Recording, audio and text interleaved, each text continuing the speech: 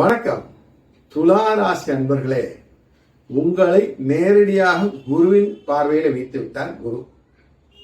லாபஸ்தானத்திலே கேது அமர்ந்து விடுகிறார். பூர்வ புண்ணியஸ்தானம் அதிர்ஷ்டஸ்தானத்திலே ராகு அமர்ந்து விடுகிறார்.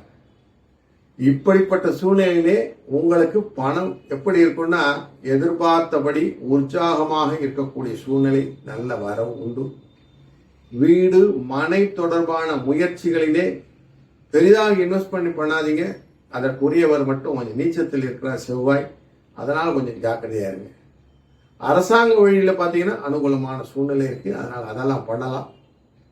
வாழ்க்கை துணை உறவினர்கள் வழியிலே சில சுப நிகழ்ச்சிகள், சுப செலவுகள் உண்டு.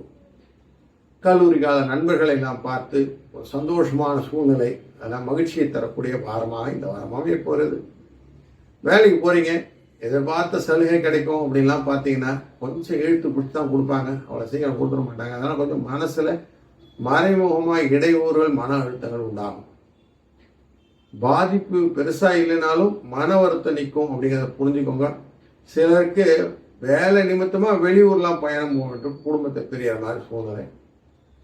வியாபாரத்துலேயும் அது மாதிரி தான், பெருசாக லாபம்லாம் கிடைக்காது. ஆனால் புதிய முதலீடுகள் எதுவும் இப்போ கொண்டு வந்து சேர்க்க வேண்டாம். கடன் கொடுக்கவும் வேண்டாம், வாங்கவும் வேண்டாம்னு சொல்லிடலாம். கிரெடிட்ஸ் கொஞ்சம் பார்த்து அதை செட்டில் பண்ணுறதும், டெபிட்ஸ் சொல்கிறத கலெக்ட் பண்ணுறதும் கொஞ்சம் முனைக்கிடுங்க. ஏன்னா அதுதான் சிரமமான காரியமாக இருக்கும் உங்களுக்கு. இந்த வாரத்தில் தேவையற்ற பணம் அது கிடைக்கிறத கஷ்டப்படக்கூடியது குடும்ப பெண்கள். ஆஃபீஸ்க்கு போகிறவங்களுக்கு கொஞ்சம் வேலையில் கொஞ்சம் எக்ஸ்ட்ரா கவனம் செலுத்தி வேலை செய்யணும், இல்லைன்னா சிதறிடும். அதிர்ஷ்டம் தரும் எண் 2, 7. இந்த வாரத்திலே சிரவண விரதம் இருக்கிறது, திருமாலை வணங்குவது. காலாஷ்டமி எண் சிவனை வணங்குவது. வருதினி ஏகாதசி அன்னைக்கு அவசியம் விரதம் இருந்து பெருமாளுடைய ஐக்கியமானது.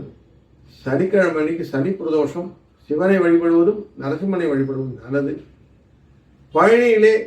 பழனி அந்த விக்கிரகத்தை செய்து கொடுத்தவர் போகர். அந்த போக சித்திரை ஜெயந்தி ஞாயிற்றுக்கிழமை இருக்கு.